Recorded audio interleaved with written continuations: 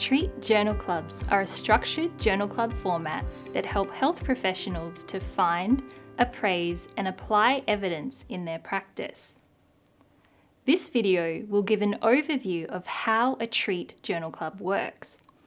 Further information about implementing Treat journal clubs, including templates and resources, can be downloaded within this website, treatjournalclubs.com. So how is Treat different to standard journal clubs? A key difference is Treat aims to maximise participation and relevance for all members. For example, journal club topics are chosen in advance as a group. The article is also appraised as a group during the session as opposed to an individual presenting, and there are defined roles which rotate between members. To set up your journal club, you must first choose a facilitator to lead the journal club. They can access training and specific implementation resources through the website. You then need to invite a group of people who have a similar clinical interest to your journal club. Choose a time and place to meet for approximately 1 hour each month, and this can be via video conference or face-to-face. The next thing is to brainstorm and prioritise topics within your group that are relevant to your day-to-day practice. Vote as a group on which are the most important topics, and then allocate topics to people to present, as you can see on this timetable. Before the journal club, the allocated presenter follows the presenter instructions and turns the topic allocated to them into an answerable clinical question using the PICO format. They then find an article to present at the journal club that answers this clinical question. Before the session, they email the article and appraisal tool to the group. We will now have a look at how a Treat journal club session runs. Okay, welcome everybody to our journal club today. Thanks for coming. We've got a few people online as well, so hi Kevin. And thanks Jody for scribing for us. Yes. You're going to take the minutes in the template that we've provided you. And thanks also for bringing in some snacks. So now I'm going to pass over to Caitlin to tell us about the PICO and the search strategy. So thanks. When we did our brainstorm the other month, we came up with one of the topics as a weekend service here in rehab. So this topic's really important to management at the moment because I know they're thinking about trying to reduce length of stay, and also some of us have worked in other services that have used this kind of model. So to search the literature, I had to narrow down that topic to a defined PICO question. So for my PICO, the P was population, which was narrowed to adult inpatients receiving rehab. The I or intervention was weekend allied health service. The C or comparator was usual care, and the O was length of stay and improved functional outcomes. Mm-hmm. Thanks, Caitlin, that's really clear. So how did you search for the article then that we've all got here in front of us? So I used the search terms weekend or Saturday or Sunday and rehabilitation or subacute as well as allied health. So I looked on the TRIP database and then I got our librarians' help to search for Medline and CINAHL, limiting it to the last 10 years only. And then I ended up choosing this article because it was the highest level of evidence available, being a systematic review. Okay, great. Is everyone happy with that? Yeah, thank you. Brilliant. No, that's fantastic. So let's take a couple of minutes now and then to read the abstracts and familiarise ourselves with this article.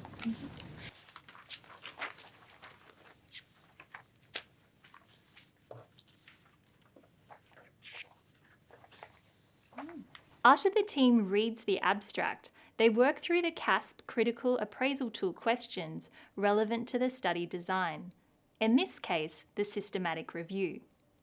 If you would like to follow along with this article and the CASP appraisal tool, you can find them linked in the description below. One of the unique features of Treat journal clubs compared to standard journal clubs is a group-based approach to critical appraisal, which you'll see now. Okay, so has everyone got a copy of the CASP tool in front of them? Okay, shall we start with question 1? Did the review address a clearly focused question? Was it clear what their population, intervention and outcomes were?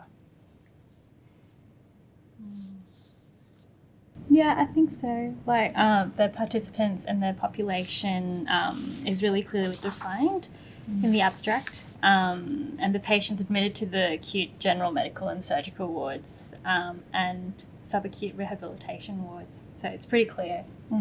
Yeah. Yeah, and I think they also have in the abstract quite a clear description of the intervention. So it's all services delivered by allied health professionals during weekends. So yeah, I thought that was pretty clear. Okay, no, thanks for pointing that out. And so what about the outcomes? Are they clearly defined in the review? Oh, Kevin's microphone stopped working. Technology. Oh, okay, but I can see in the chat, he's written that the outcomes are clearly defined in the abstract. He's included them as hospital length of stay, hospital readmission, adverse events, discharge destination, functional independence, health-related quality of life, and cost of hospital care. Thanks, Kevin, that's really comprehensive. So do we all agree that the question of the review was clearly defined? Yeah. Okay, so I'll put in our CAST template our response to that question and summarise everyone's comments. Okay, and are we happy then that this is worth continuing, this CASP critical appraisal? Yeah. Yeah, absolutely. Great. The facilitator continues to answer question 2 of the CASP tool, discussing the answers as a group. The next few questions of section A, depending on the size of the group, are then split up between members. Okay, so now to progress with the CASP review, can I ask Jodie and Janice to look at question 3? Caitlin and Rachel, are you okay to look at question 4? And then Kevin and Jill online, are you okay to look at question 5? So if I give you all about 5 to 10 minutes to look at your question and just note your answers, and then we'll come back and discuss as a group later. Is that okay? Do you want to sit over here? Yeah, sure.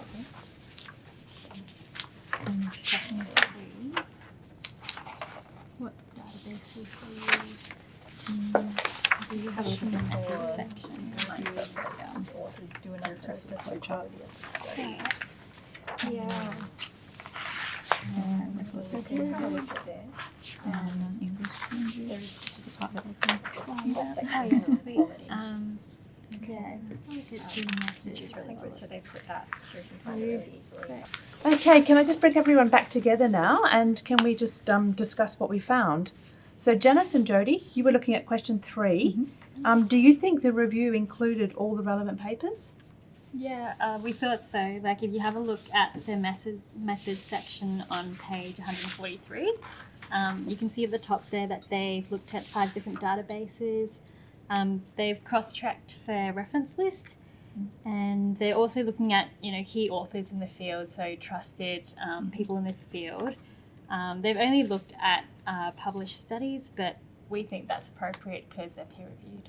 So, Yeah, they did only search for studies that were in English, but if we look at the articles they excluded in figure 1 on page 145, you can see that only 1 non-English study was excluded, so I don't think they missed papers because of this in their search. Oh, that sounds great. Does everyone agree with this? After discussing the questions of the CASP tool in section A, the facilitator gives the group a few minutes to read the results section of the paper, which are then discussed as a group in section B of the CASP tool. All right, well, thank you all for feeding back. So now has everybody had a chance to look at the results? Yeah. Okay, so we're okay to go on to question 6 now. What are the overall results of the review? Or have a look at what the hint says and what's the bottom line for us all. So I think overall, looking at the rehab and subacute data, the weekend service had a reduced length of stay in the meta-analysis compared to the control group, improved some of the functional outcomes like walk time, and one of the studies even showed that it was more cost-effective. Yeah, and on page 154, you can see the forest plot for subacute RCTs in the review showing that there's a significantly shorter length of stay for the weekend service compared to the control group. how did you work out from the forest plot? I'm not too sure how to read one. Yeah, it's not something we see every day. Okay, well, I thought some of you might need a refresher. So I brought along some additional information for you all. this is a little bit of extra information about reading a forest plot. Cool. Where'd you get it? Well, I actually downloaded it from treatjournalclubs.com, our website. They've got a lot of really good resources and pages there about statistical concepts that can assist us depending on the article that we're reading or reviewing at the time. Cool. Thanks. After this incidental teaching and going through the remaining question of Section B, the facilitator then makes sure there's enough time, so at least 15 to 20 minutes, to go through the questions in Section C of the CASP tool to discuss whether the results will help locally. Okay, so how are we all going with time? We're doing really well. We're up to question 8. So this is the really important question about, can these results be applied to our local population? So first of all, are the patients and the interventions similar to our local setting? I think so. So if you look at table 2, where it shows the kinds of participants included, they're a mix of mixed rehab and stroke rehabilitation, which is pretty similar to our ward being a mix of orthopaedic and stroke patients. Yeah, and their mean or average ages in the 60s and 70s are similar to our patient mix here as well. Okay. Yep. I just think the only thing is that with the interventions, there's mainly like physiotherapy and occupational therapy that were in the weekend service. But one of the studies also had social work. Okay. After discussing the rest of the questions in Section C, the facilitator focuses the remaining discussion to see whether there are any actions that need to be undertaken to apply this evidence in practice. Oh, thanks so much. That was a really good discussion about the benefits and the harms and costs of a weekend service. So in the light of our discussion, how should we move forward? I really think the evidence is pretty clear that it can reduce length of stay, and that's a huge focus in rehab at the moment.